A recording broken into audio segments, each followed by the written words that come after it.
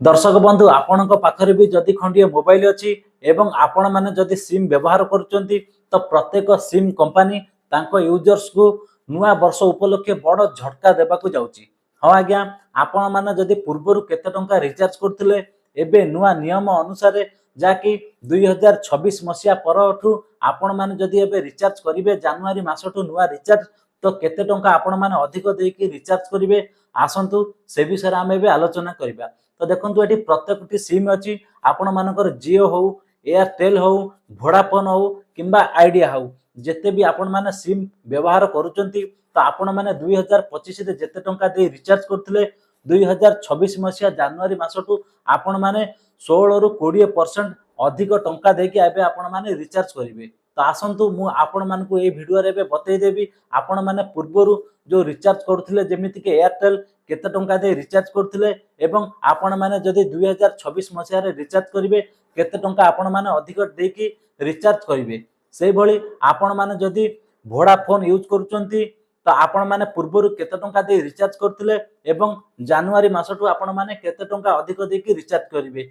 सेही भली आपण मानकर देखंतु जेते भी आपण माने सिम व्यवहार करूचंती जियो हो एयरटेल हो वोडाफोन हो आइडिया हो सबुर गाइडलाइन मु एबे आपण मानक पाखकु नै आसीची जहाँकि चारोटी जांको सिम आपण माने पूर्वरु केते टंका दे रिचार्ज करथिले एवं नुआ वर्ष उपलक्षे आपण माने केते टंका दे एबे अधिक आपण माने रिचार्ज करिवे। तो एठी आज्ञा देखंतु नुआ वर्ष रे महंगा होई जिवो रिचार्ज प्लान अनलिमिटेड प्लान रे गणिबाकू पड़िबो अधिक 100 टंका। तो दर्शक बंधु सेही भली आसंतु पूर्वरु आपण माने जो रिचार्ज जेतिक टंका दे करथिले एबे आपण माने जदि रिचार्ज करिवे तो प्रत्येक प्लान उपरे आपण मानकू केते टंका अधिका देबाकू पड़िबो। एक रिपोर्ट अनुसार भारतीय टेलीकॉम कंपनी गुड़िक 2026 रे सेमानक शुल्क 16 रु 20% वृद्धि करि पारंती। तो देखंतु जदि मु आपण मानकू पूर्वरु कहबी तो केते वर्ष तळे एई रिचार्ज प्लान थरे बढ़ितिला तो आज्ञा एठी देखंतु शेष टैरिफ वृद्धि जुलाई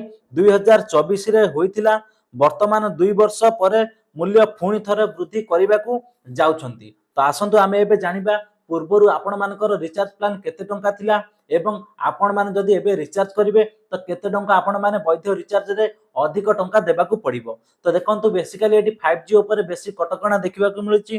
तो एठी आज्ञा देखंतु जेमिति कि आपण मानकर एयरटेल रो 28 दिनिया जो अनलिमिटेड डाटा 5G प्लान 319 टंका रु सेटा एबे वृद्धि करा जाय कि 419 टंका करा जिवो। तो दर्शक बंधु एबे आपण माने जानि परिले। तो एठी देखंतु आज्ञा एयरटेल 28 दिनिया अनलिमिटेड 5G प्लान 319 टंका रु 419 टंका को वृद्धि पाई पारे। तो सेही भली आज्ञा एठी देखंतु सेही परी जियो रो 299 टंका प्लान 1.5 GB डाटा जाकी डेली 1.5 GB डाटा आपण मानकू जो दिए तो सेही प्लान टी आज्ञा केते थिला 299 टंका। तो एबे देखंतु जाकी 369 टंका को जाकी वृद्धि करा जाई पारे।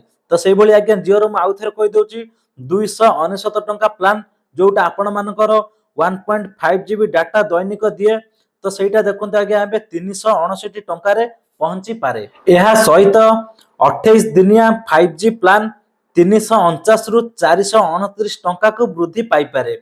एहार अर्थ हेउची यूजर्स मानकू प्रति मासरे 80 रु 100 टंका अधिक खर्च करबाकू पड़िबो। तो सेही भली आज्ञा एठी देखंतु वोडाफोन एवं आइडिया यूजर्स को मध्य कोनोसी आश्वस्ति मिलिबा नाही। रिपोर्ट अनुसार वोडाफोन रे 28 दिनिया 1G डाटा दैनिक डाटा प्लान 340 टंका रु एबे 419 टंका को वृद्धि पाई पारे। तो सेही भली आज्ञा देखंतु एही समय रे 56 दिनिया वैधता सहित 2GB डाटा दैनिक प्लान 579 टंका रु 699 टंका को वृद्धि होई पारे। तो दर्शक बंधु एबे आपण माने जानि परिले। तो मु एठी आपण मानको एयरटेल हो आपण मानकर वोडाफोन हो जियो हो कि आइडिया हो सबु जांकर रिचार्ज प्लान तो पूर्वर केते थिला एवं आगु को केते ही पारे नुआ वर्ष परठू आपण मानको पूरा पूरी मु अपडेट देई देली। तो आपण माने भी जदी चाहुचंती एबे आपण मानकर रिचार्ज करि पारंती। तो दर्शक बंधु ए थिला आजिर गोटिए छोटिया अपडेट। तो आपण माने किछि भी आज्ञा विचलित हवा दरकार नै। तो जदि आज्ञा कंपनी बढ़ाए तो समस्तन पई आज्ञा बढ़िबो।